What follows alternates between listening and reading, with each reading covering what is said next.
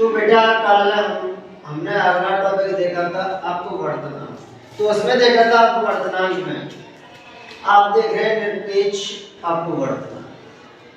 तो वायु में प्रकाश की चाल और माध्यम में प्रकाश की चाल के अनुपात को निरपेक्ष अपवर्तनांक कहते हैं। यानी वायु में प्रकाश की चाल और कोई माध्यम मिल गया जैसे जल मिल गया या कोई वस्तु मिल गई उसमें प्रकाश की चाल अनुपात को निरपेक्ष अपवर्तनांक है।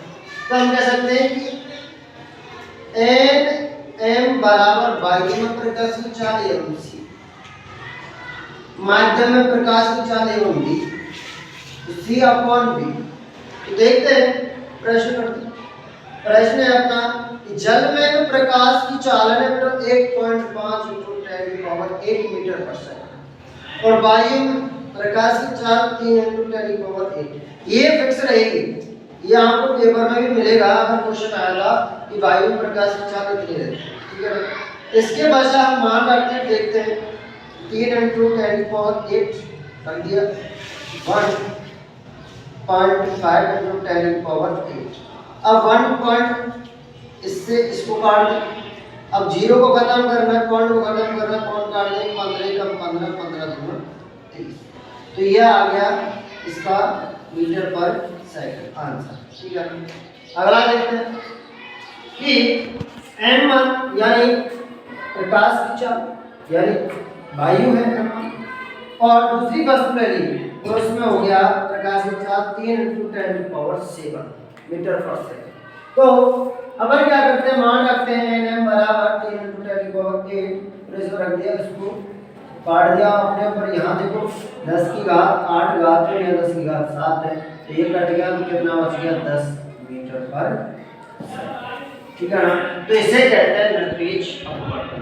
यानी बेटा वायु में प्रकाश की चाल यानी वायु में जो वायु है वातावरण में तो प्रकाश की चाल और किसी माध्यम यानी माध्यम मिल गया जल मिल गया कोई वस्तु मिल गई उसमें प्रकाश की चाल की के अनुपात यानी दोनों का जो अनुपात है वही कहलाता है निरपेक्ष अपवर्तन।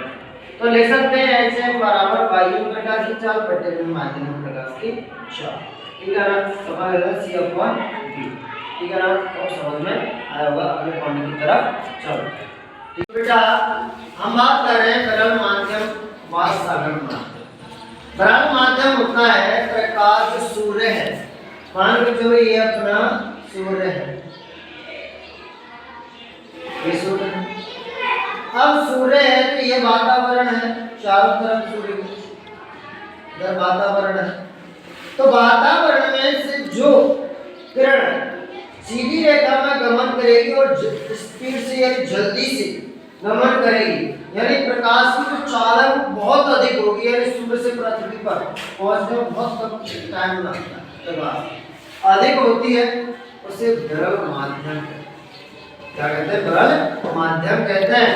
अगर बात करें कि यहाँ कोई सघन माध्यम आ जाए, यहाँ कोई कांच आ जाए, मान के चलो कांच आ जाए, जब प्रकाश की चाल यहाँ पहुंचेगी तो बेटा ये इसकी जो स्पीड है वो कम हो जाएगी। इस वायु की अपेक्षा कांच में जैसी किरण पहुंचेगी स्पीड इसकी हो जाएगी कम हो जाएगा। इसमें प्रकाश धीरे धीरे चलेगा लेकिन रुक चलेगा।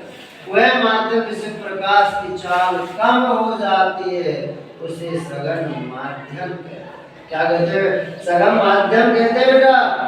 अगर माध्यमों का हम क्रम की बात करें, ये परीक्षा में बहुत ज्यादा पूछा जाता है। इस बार भी बेटा सबसे ज्यादा पूछा जाता है, सबसे ज्यादा माध्यम किस पदार्थ में पाया जाता है यानी किस चीज में पाया जाता है। तो माध्यमों की सघनता का क्रम होता है, सबसे ज्यादा होगा निर्वात। निर्वात में होगा प्रकाश की किरण जो है निर्वात में गति करेगी।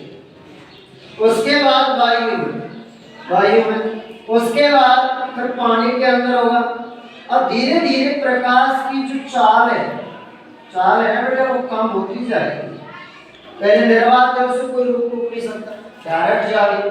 जैसे वो वायु के क्षेत्र में प्रवेश करेगा तो प्रकाश की गति थोड़ी सी कम हो जाएगी। और कमी आने के पश्चात फिर आ जाता है कोई पानी वाला निर्वात है, जैसे पोखर है, तालाब है, तो उनमें निर्वात की चाल हल्की कम और हो जाएगी। कांच आ गया, कांच यानी कांच हो या ग्लिसरीन हो, ठीक है ना, जैसे किसी के ऊपर जेल लगा देते, पूरी बॉडी में जेल लगा दे, प्रकाशीकरण वो उस माध्यम आएगी तो धीरे धीरे कम होता जाएगा, ठीक है ना, धीरे धीरे कम होता जाएगा। अब लास्ट आता है हीरा। हीरा क्या करता है, किरणों को ऑब्जर्वेशन करता है, उसको उन्हीं किरणों को उधर से उधर वहीं घुमाता रहता है, इसलिए जो हीरा है इसमें प्रकाश की चाल सबसे कम है, ठीक है ना, सबसे कम होती है, इसी को कहते हैं विरल व सघन मध्य। बेटा हमारा यहाँ जो परावर्तन का चक्र है वो होता है समाप्त, ठीक है ना। तो वो आपको समझ में आया होगा। हम वीडियो को शेयर सब्सक्राइब जरूर कीजिए अगले चैप्टर को देखने के लिए। नमस्कार।